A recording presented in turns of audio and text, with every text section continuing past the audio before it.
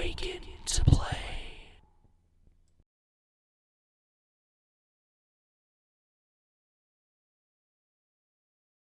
Hopefully things are going well for you guys. As for me, welcome to the Gamerman's Lounge. I am Lord Gamerman of this lounge, and today we're going to be doing a episode of Waifus of Gaming. This is where we go pick a waifu to talk more about and say, hey, this and that, what I think about her, how she looks like, is she the waifu quality, a big fat etc. Now, today we're going to be going back to Genshin Impact because Natlin once again, and of course we gotta keep up with the quota of the Natlin Hot Lady 5-star quota, so let's get right on going to Varesa. We can all come to an agreement about how Varesa just flat out came out of nowhere and surprised the heck out of everybody. And when she started to show up, there were... okay, let's not get into that detail, okay? But when Hoyoverse finally made the official teaser image for her, this was quite the shocker. As the information becomes more officially public, everybody was like, huh? Wait, hold on a minute, what's going on here? But then when we find out how Varesa is the 5-star, but Ian-san is the 4-star, a lot of questions started coming up. But, however, if we can talk about Varesa, at the end of the day, she does have the quality of a 5-star waifu. By the way, she does still need to be here to meet that quota of hot 5-star Natlin waifus, okay? It has to happen, I know. Varesa is part of the Collective of Plenty tribe alongside Ian-san. However, Varesa is a pupil to Ian-san. As a matter of fact, yes, that's right, Ian-san is her coach, but Ian-san's gonna have to be 4 stars and sit back. Because, you know, Zenless Zone Zero came in and we have Natlin and we need to meet that Natlin Hot Lady 5-star quota, so here you go, Varesa the 5-star. When it comes to Varesa, she is not no citizen. As a matter of fact, she is a manager of an orchard, while she works as part of a patrol team. When it comes to dinner time, she is known to be eating a whole lot of food in one sitting, but due to the amounts of training and due to the amounts of exercising and due to the amounts in her workload, especially daily, she still maintains the shape that you see today at the end of the day. So, yeah. She does have a motive for her duties and her daily activities and her goals, and that happens to be a idol warrior of hers that she worships, who happens to be named Fiatana. And because of that, she wears a mask that is similar to what she wears, and because of that, when she puts on that mask, she feels as if she's like as powerful as her idol, and that leads into this behavior change. She goes from easygoing to really serious when she puts on a mask. That's a discussion we could put on for another day at the end of the day. There will be times where she wakes up, she's like groggy and very clumsy at times, but she basically gets herself recharged when she does her daily activities. So basically a morning person a bit, but it's not like she's really a morning person. It's just all she needs is just like the cup of coffee, and her version of a cup of coffee is basically her exercising and her duties, and that does happen a whole lot at the end of the day. But however, like I said, when it comes to the behavior change, that happens when she puts on the mask. Once again, I'll talk about that a bit later. At the end of the day, she is really loyal, she is very ambitious, she is very friendly, and of course, you'll make easy friends with her, okay? As long as you don't do anything goofy and stupid. I know temptations, and yes, I will talk about that, okay? I will just give me a second. Will you give me a second? She is at most, you can say, airheaded at times, but also she is still, like, upbeat and easygoing and laid back at most at the end of the day. Not really as energetic as Mualani, but I think you get the idea. Varesa really excels in cuteness. That is accountable of her adorable face and her charming amount of easygoing and clumsiness at the end of the day. Also, she's adorable, and that's something I really appreciate more than ever. However, with this blend of cuteness comes also with the fact that she is damn well sexy. Milky, thick, sexy. Like catching up with Zenless Zone Zero levels of milky, thick, sexy at the end of the day, okay? We can go into a discussion about Zenless Zone Zero waifus, we'll make that another video. But, however, you're going to be getting brief mentions of Zenless Zone Zero. And we can both know why they're doing that. I mean, let's be honest here. When it comes to Natlan, Natlan is known for the hotter 5-star waifus. So, of course, there needs to be that hot lady 5-star quota when it comes to Natlan. So, here you go. Oh yeah, and I did forget something. Leaving something up to the Waifu Labs Lounge? Yeah. Let's go ahead and get right on going with what the Labs Lounge has got. Varesa is a devastating surprise DPS based on plunge attacks representing the Collective of Plenty. She eats a lot, but trains like hell. She wears a usual 2-piece tied top and skirt combo with detached sleeves and baggy socks and sneakers. Her cute and sexy definitive design starts out with a shining, cute set of expressions and radiating smile.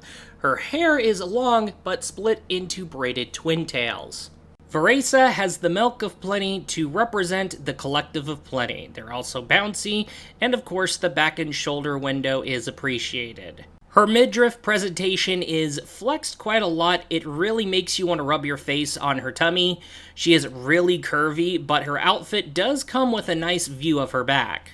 Her thighs are thick and jiggly as she already is. She also does come packed with cake. Having her sit on you would be a pleasure.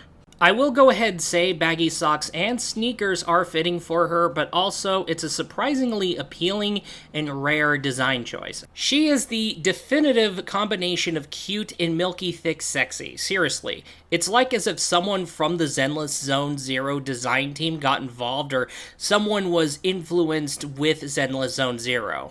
When it comes to Varesa, Varesa is a 5-star Electrocatalyst user, but she is another DPS, but this time she focuses on plunge attack. But I'll talk about combat later, let's talk about exploration. When it comes to traveling on foot, going from point A to point B can be really tedious at the end of the day. However, when Varesa shows up out of the blue, that's where she pretty much makes exploration more quicker, less tedious, and less slow at the end of the day. Not only does she have improved sprinting speed, but if you want her to go faster, you just hold that E button down. That's her elemental skill, and as soon as you hold down that elemental skill long enough, she will basically just speed like a speeding car, okay, at the end of the day. And she can absolutely start running across water, on top of water, mind you, okay? And however, if you want to keep her jogging, you just have to hit the E button again to basically charge up the meter that would spawn next to her. Okay, there's that little pink meter that shows up. I'll talk about that when it comes to combat, but keeping that meter up is really good. But when you're in Natlan, keep in mind about the little mysterious orange glowing bar on top of your health bar. Okay, so when you're in Natlan, that's when you're in Natlan at the end of the day, okay? So say you have Varesa's running speed, and of course you basically just have to drive yourself. It's like a 7-minute drive down to your local Walmart. Okay, if you have the sprinting speed similar to Varesa, you'll be able to make it to Walmart in, let's just say, 5 minutes. Yeah, let's go with 5 minutes. That is basically the idea of how fast Varesa can run. Alright. Is it a little overdramatic? You can say that, but it does pretty much illustrate her her accelerated sprinting abilities at best when it comes to her elemental skill.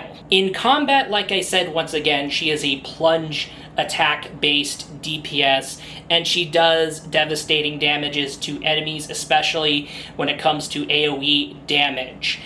Now, her elemental skill it does come with a combo that even Hoyoverse itself warns about. So it is called the EAAQ combo, and that is your way of basically activating Varesa's maxed out version of her abilities, which does yield for the best results. She already does a devastating amount of damage through her plunge attacks, and how she goes about doing it is the booty bounce of doom for the enemies, okay? So Varesa would basically butt dive straight to the ground and would probably cause a very serious AoE blast of electro damage that could spell doom for opponents at the end of the day. And yes, some people would love the wonderful idea of having Varesa's ass landing on your face. We already have people wanting Varesa to sit on their face. No surprise there. Now, keep in mind that utilizing her elemental skill may potentially use up portions of her meter when it comes to the elemental burst. That's elemental burst meter. So something you might want to keep in mind about, as I seem to notice. But should you have the elemental burst fully primed and ready, she can basically cause a more devastating attack that could do more damage, but not just that. Now, her elemental skill will fill the meter to half when it comes to that meter next to her, but that meter fills up in full already. Okay, in full already. That's where she gets in that mode where she puts on that mask and she gets very serious and hell would break loose. And, of course, that's where people are going to start flying, and that's where the booty bounce of Apocalypse comes in. And yes, I should focus more on that little pink meter, okay?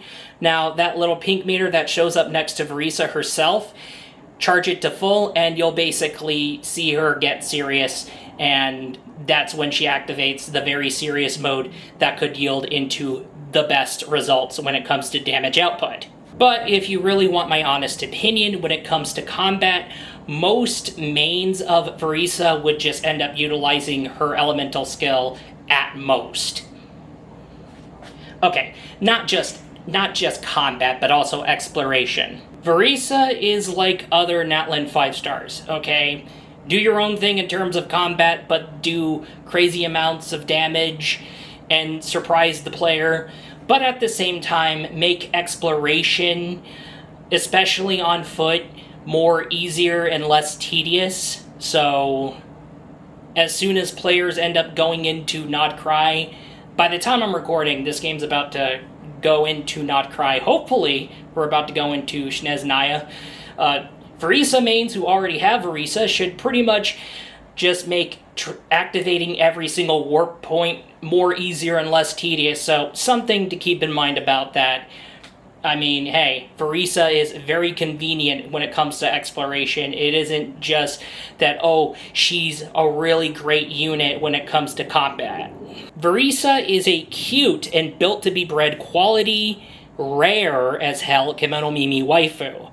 And to be honest with you here, it's either Zenless Zone Zero or someone from that game's dev team that might have something to do with Varesa overall in a nutshell. Her sexiness catches right up to Mavuika, Chaska, and Shilonin, but her cuteness rivals Mualani at the end of the day. And, however, she is like that huge, perfectly balanced blend of sexy, milky thick, and cute and adorable. Is Varesa absolutely recommendable to have in your roster? Absolutely, at the end of the day. She has the plenty that represents the collective of plenty. The milk of plenty, the cake of plenty, oh yeah, and the juicy thighs of plenty, okay? And she still carries that Natlan hot lady quota. So, here you go. With that totally said, she's going to excel at max across the board when it comes to appeal. at the end of the day. And of course, when it comes to her charmingness and her cuteness, that's what's basically gonna... And of course, when it comes to her surprising capabilities, I mean, she just shattered expectations at the end of the day. And with that totally said, I'm pretty sure I'm expecting max ratings across the board. Alright. Anyway, that said, that is all, and I will be looking forward to you in the next video. Peace out.